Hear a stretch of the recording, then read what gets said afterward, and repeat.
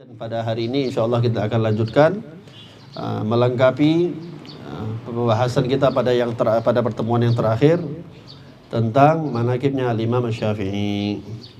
Di sini dikatakan dan di antara nasihatnya Imam Syafi'i, wa qala rahimahullahu taala, di antara nasihat-nasihatnya Imam Syafi'i, beliau mengatakan sahabatus sufiyah, aku berteman dengan orang-orang sufi.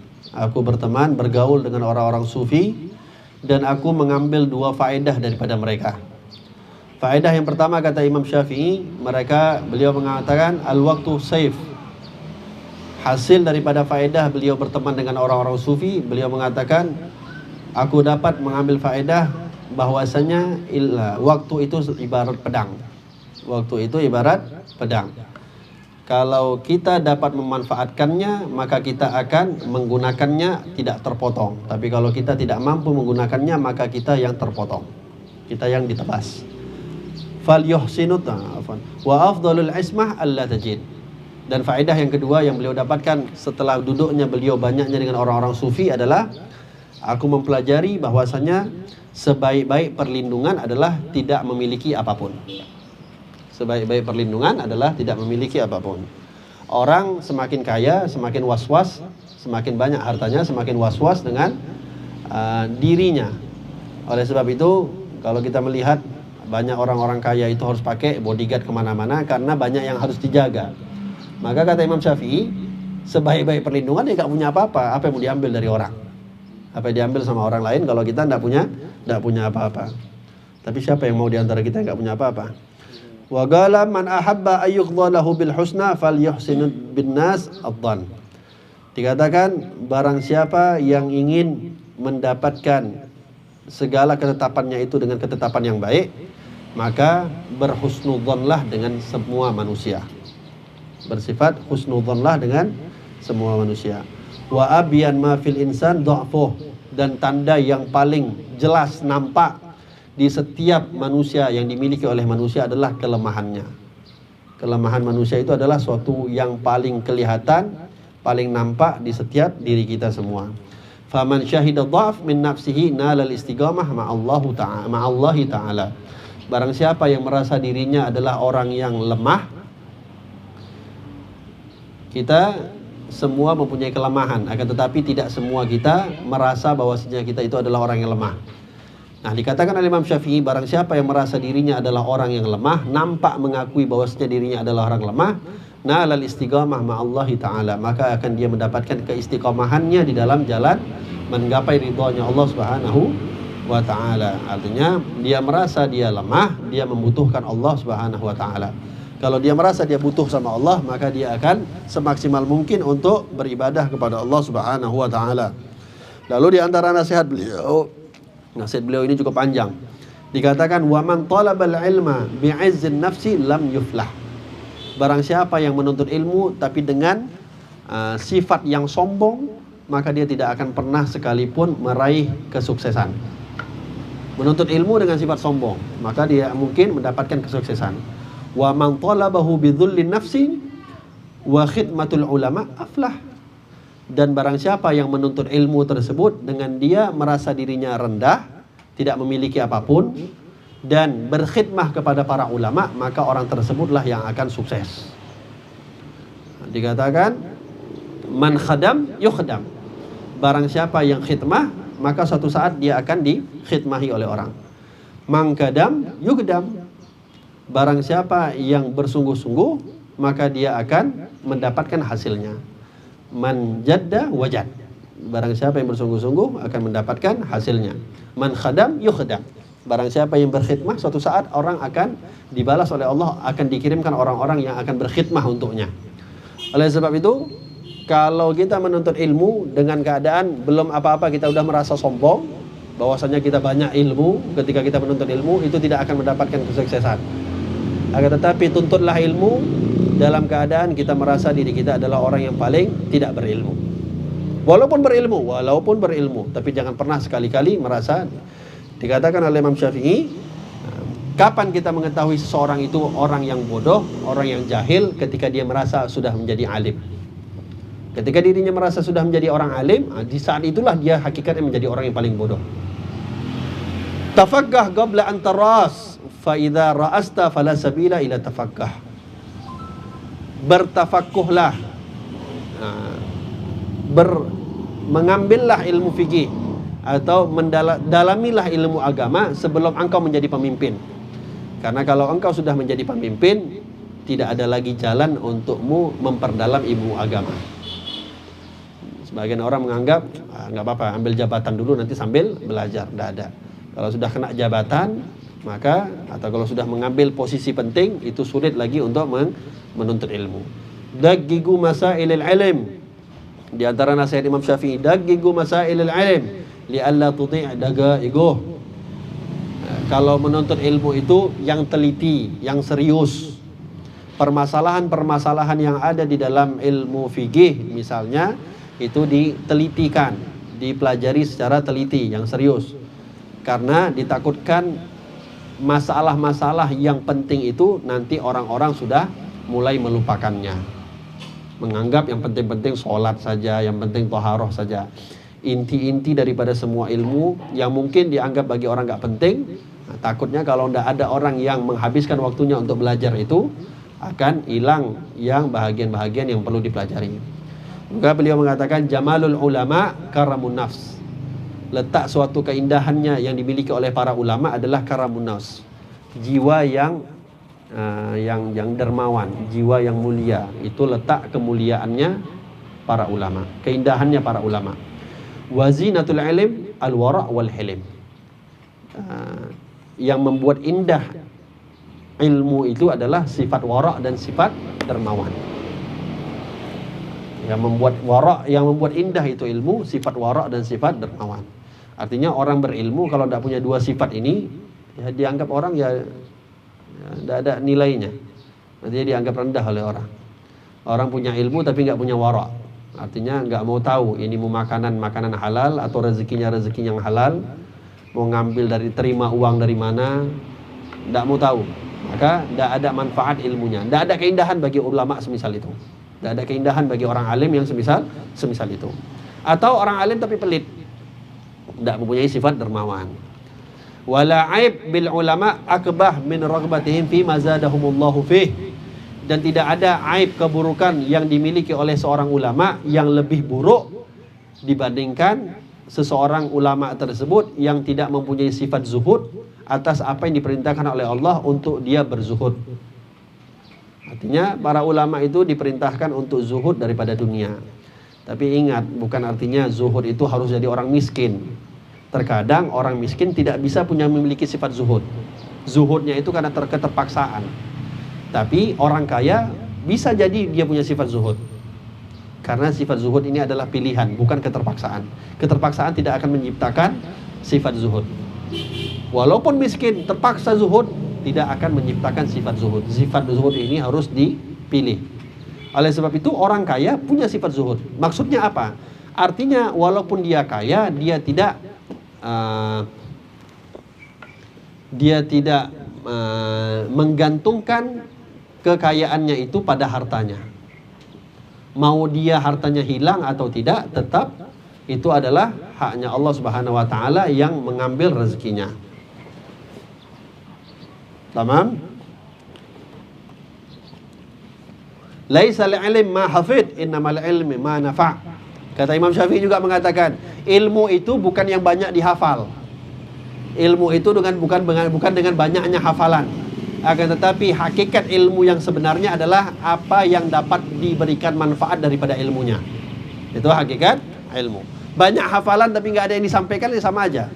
Tapi banyak hafalan disampaikan semua apa yang dihafal, itulah baru hakikat daripada seorang yang berilmu.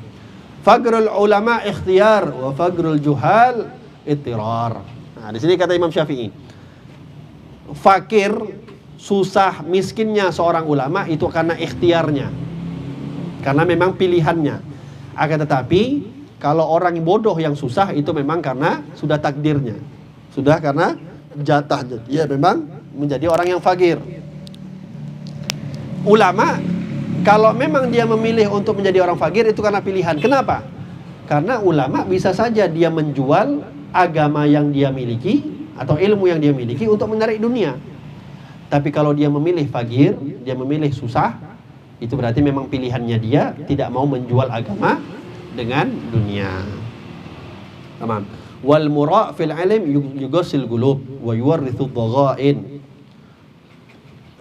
Orang yang suka berdebat, itu berdebat khususnya di dalam ilmu agama, itu dapat menyebabkan hati seseorang itu keras.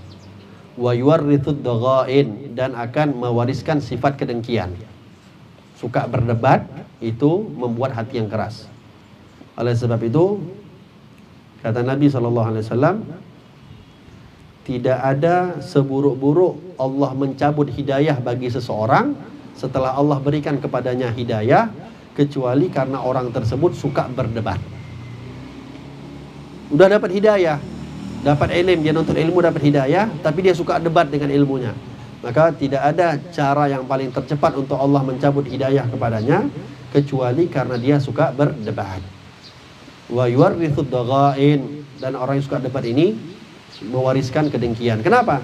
Kebanyakan kita berdebat karena hanya mau cari kemenangan. Pas kalah nggak terima dengan kekalahan. Oleh sebab itu Imam Syafi'i dulu dikatakan banyak orang yang berdebat kepada beliau. Kata Imam Syafi'i, 100 orang yang alim berdebat kepadaku, aku akan menang dengan mereka. Akan tetapi aku akan kalah dengan 1 orang yang bodoh yang berdebat dengan aku. Man waliyal qadha wa lam yaftagir fahuwa laws. Barang siapa yang telah menjadi seorang hakim yang memutuskan suatu perkara di dalam agama, walam yaftagir, dan dia tidak memilih untuk hidup menjadi orang yang fagir, fahuwa laws. Orang ini adalah orang yang dianggap seperti maling, pencuri. Hakim kaya, itu maling itu. Biasanya terima suap ataupun apapun. Wa man lam yasun nafsahu lam yanfa'u ilmuh. Barang siapa yang dia tidak bisa menjaga hawa nafsunya, dia tidak akan bermanfaat ilmu yang dia miliki. Wa qala radhiyallahu anhu, beliau juga pernah mengatakan, an-nas fil ghaflatin an hadhihi surah wal 'asri innal insana lafi khusr. Orang-orang masyarakat banyak lalai dengan surah ayat yang diturunkan oleh Allah, yaitu surat wal 'asri. Innal insana lafi khusrin. Sesungguhnya Allah menjelaskan bagaimana hakikat orang-orang yang merugi di dunia. Orang-orang banyak yang lalai dengan isi daripada ayat wal 'asri. Wa qala radhiyallahu anhu, beliau juga mengatakan, man ghalabathu shiddatus syahwa li dunya lazimatul udubudiyah li ahliha. Barang siapa yang hatinya dikuasai syahwah li dunya, rasa syahwat, hawa nafsu untuk mendapatkan dunia, maka orang tersebut mau tidak mau akan beribadah, menyembah untuk mendapatkan dunia itu. Mau nggak mau dia akan nyampe untuk apapun yang akan dilakukan untuk mendapatkan dunia tersebut, untuk menyembah mendapatkan dunia. Wa man radhiya bil khudu' zala anhul khudu' li ahliha.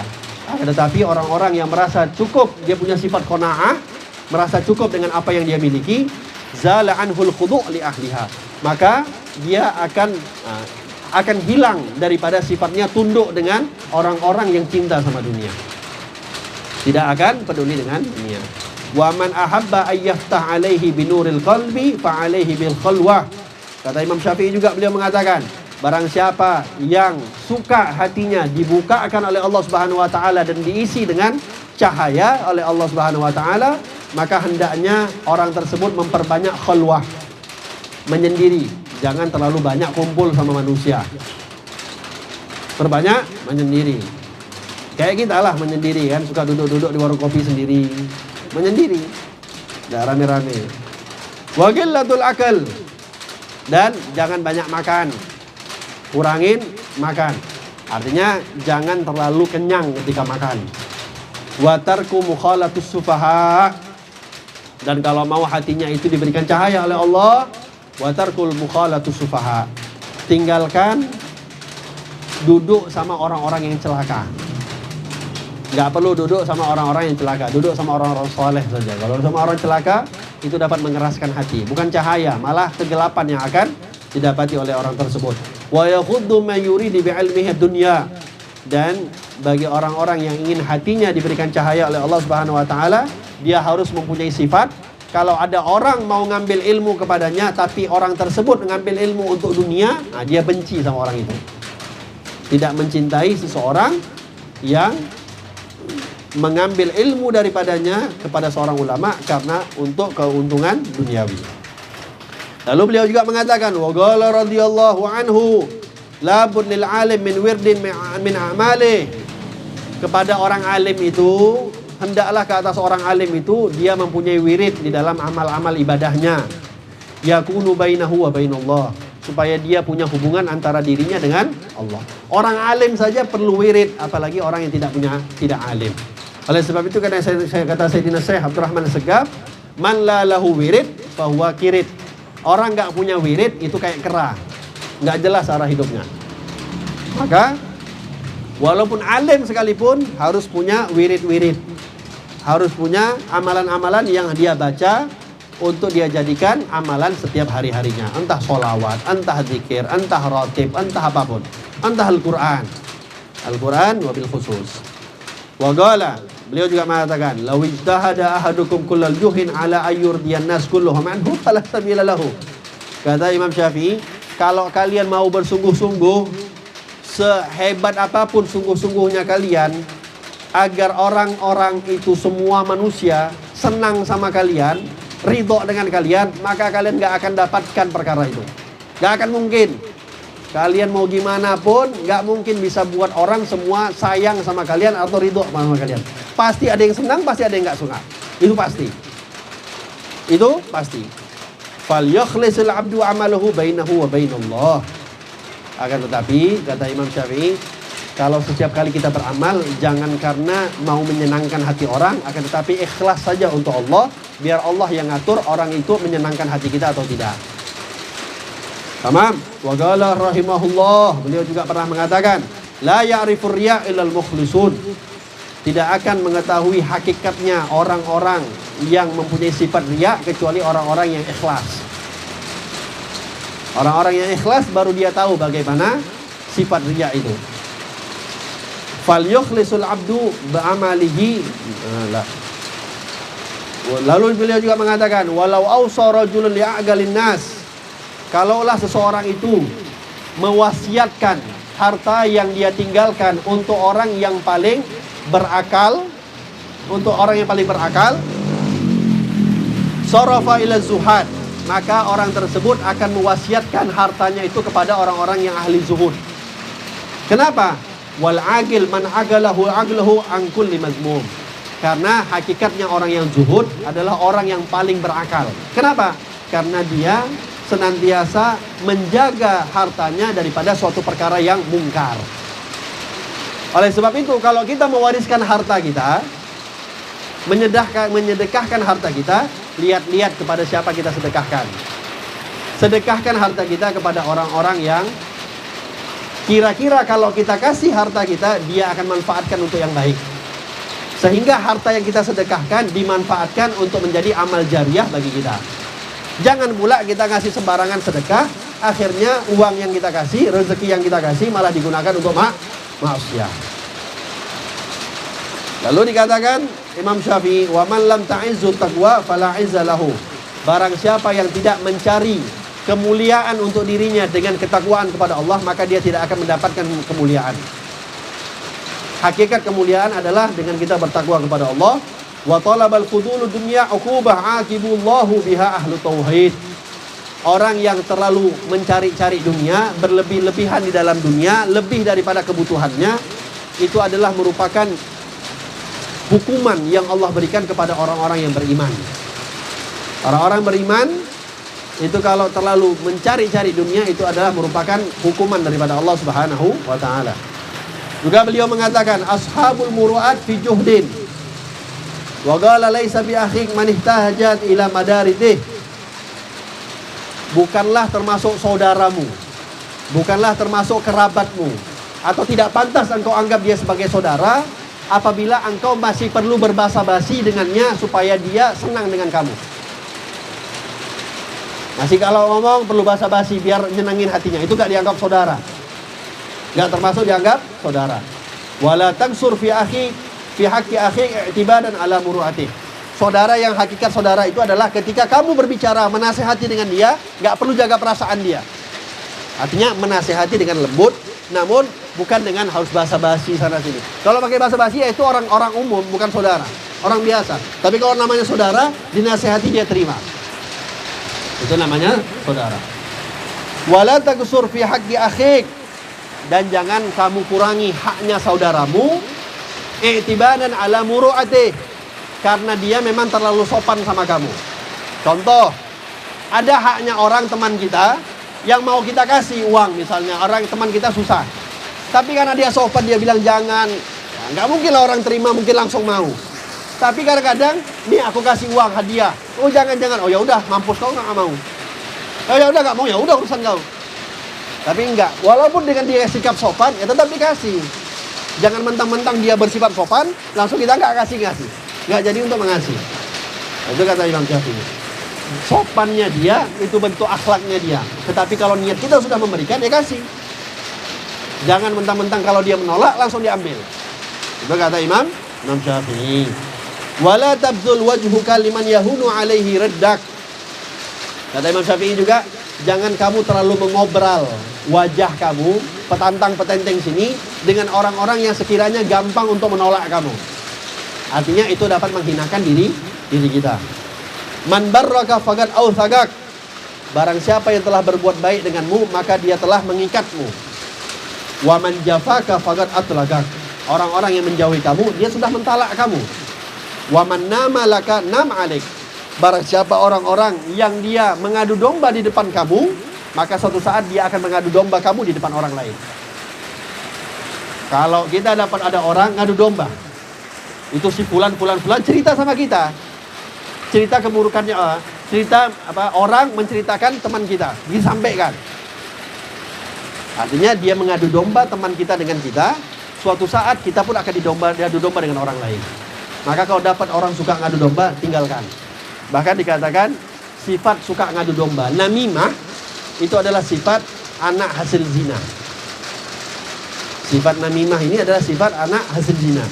Ada yang mengatakan sifat namimah ini kalau dimiliki oleh seseorang, itu adalah sifat anak yang dia nggak berzina, bukan karena hasil zina, akan tetapi anak yang dilahirkan karena ketika berhubungannya dalam keadaan haid.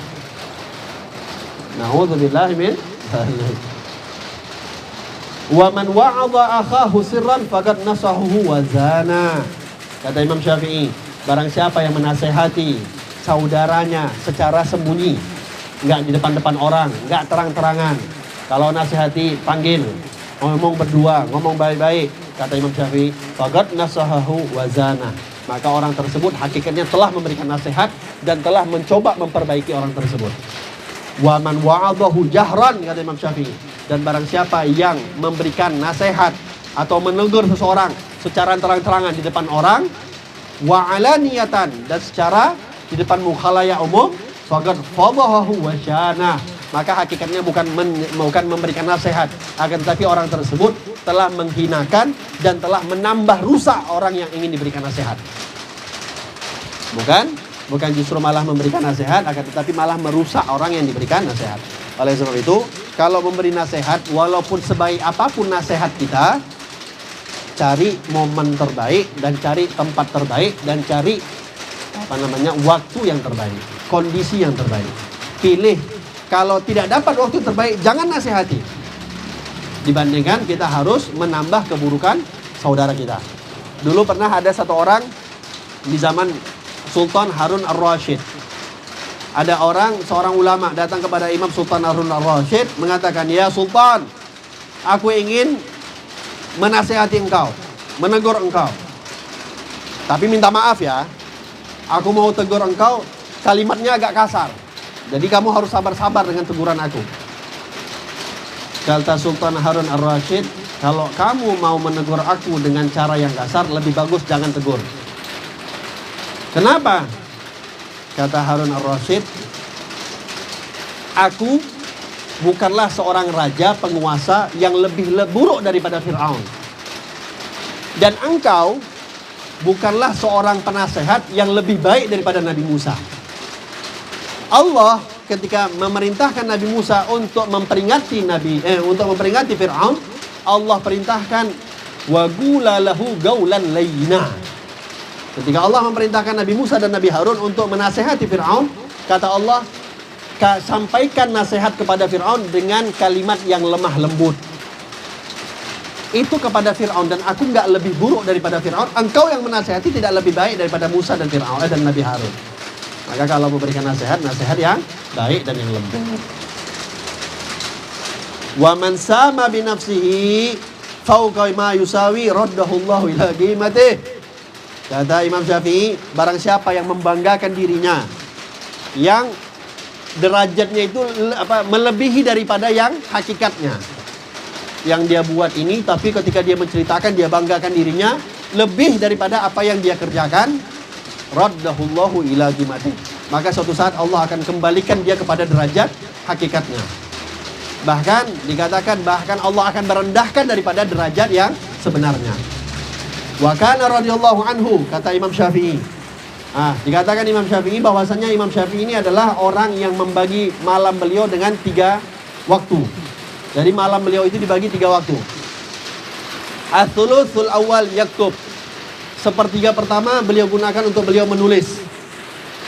Sepertiga malam pertama beliau gunakan untuk menulis. Wa tsulusus tsani yusolli. Sepertiga malam kedua beliau pakai untuk sholat. Wa tsulusus tsalits yanam. Sepertiga malam yang terakhir beliau gunakan untuk tidur. Artinya enggak satu malam penuh itu tidur terus. Jadi kalau malam itu misalnya dari maghrib sampai subuh, dari jam 7 sampai jam 5 misalnya, berapa jam? 8 jam. 3 jam atau 2,5 jam dipakai untuk menulis, 2,5 jam dipakai untuk sholat, ibadah, 2,5 jam dipakai untuk tidur. Bukan kayak kita, 8 jam semuanya. Kenapa 8 jam tidur? Anjuran dokter. Anjuran dokter orang sehat itu 8 jam, tidurnya nggak boleh kurang. Awak kadang-kadang kebablasan 10 jam.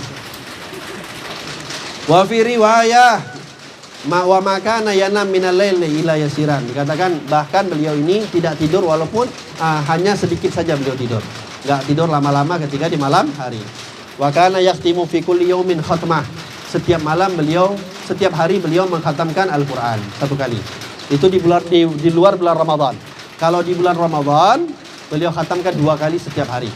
Di siang hari 1 kali, di malam hari 1 kali. Itu Imam Syafi'i. Beliau juga mengatakan, ma kadzabtu qad wala halaftu billahi shadiqan wala kadziban. Seumur hidupku, kata Imam Syafi'i, aku tidak pernah berbohong sekalipun. Dan aku tidak pernah bersumpah kepada Allah, baik dalam keadaan aku berkata jujur ataupun aku berkata bohong. Para ulama itu, walaupun dia mau berkata jujur sekalipun, dia menghindari sumpah. Berbeda dengan kita, sikit-sikit demi Allah, sikit-sikit demi Allah. Padahal bohong. Kalau jujur entahlah, ini bohong demi Allah, demi Allah, demi Allah.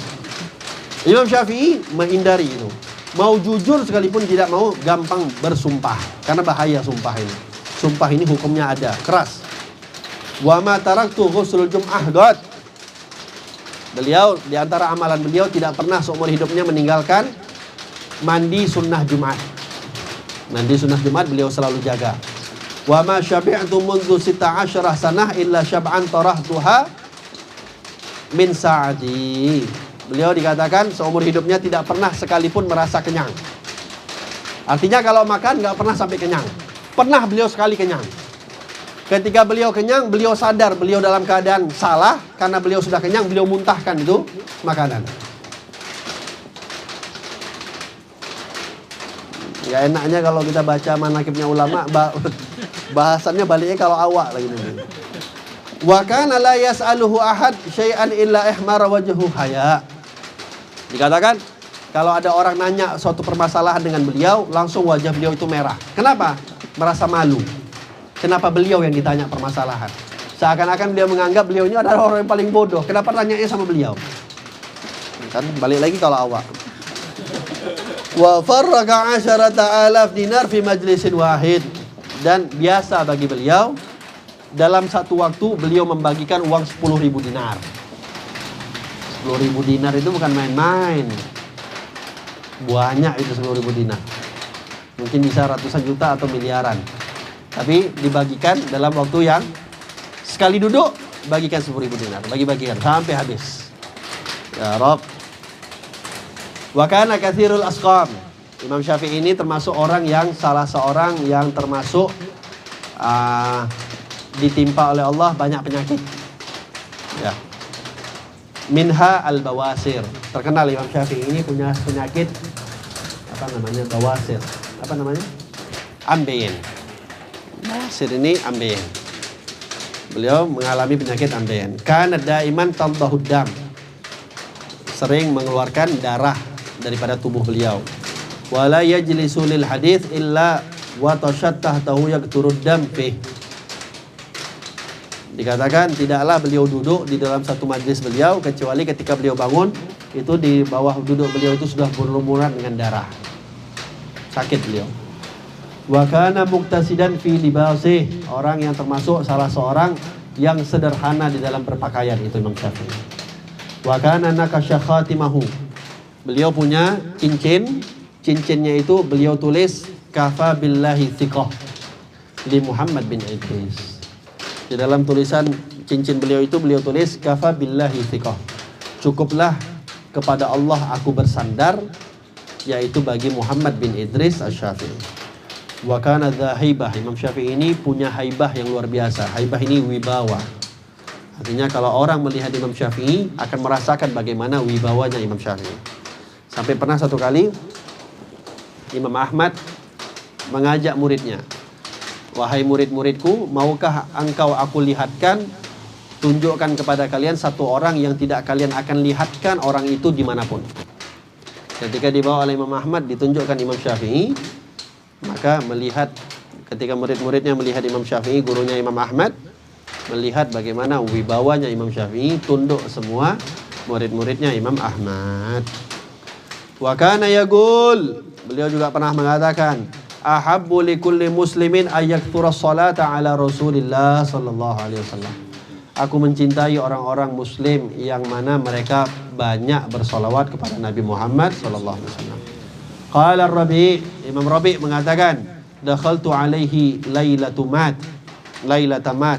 Aku pernah masuk ke rumahnya Imam Syafi'i ketika di malam beliau wafat. Faqultu kaifa asbahta? Maka aku bertanya, bagaimana keadaanmu wahai Imam Syafi'i? Ketika itu belum wafat, di malam itu beliau wafat, beliau tanya, bagaimana keadaanmu? Imam Syafi'i menjawab, asbahtu minad dunya rahilan. Keadaanku, aku merasa aku sebentar lagi akan meninggalkan dunia.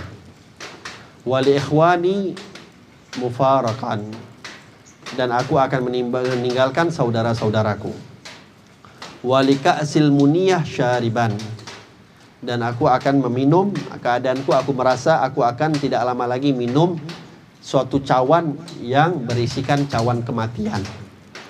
Wali su'i a'mali mulakian. Dan aku merasa pada hari ini aku sebentar lagi akan berjumpa kepada Allah dengan buruknya amalku. Wa 'alal karimi waridan. Dan aku akan berjumpa dengan seorang atau zat yang paling karim, yang paling dermawan, yaitu Allah Subhanahu wa ta'ala.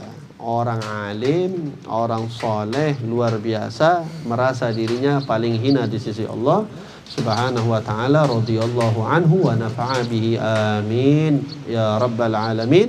Insyaallah pada pertemuan berikutnya kita akan masuk membahas manaqibnya Imam Ahmad bin Muhammad Hambali, imam mazhab yang keempat, radhiyallahu anhum. Mudah-mudahan inda dzikri sholihin tunzilur rahmah.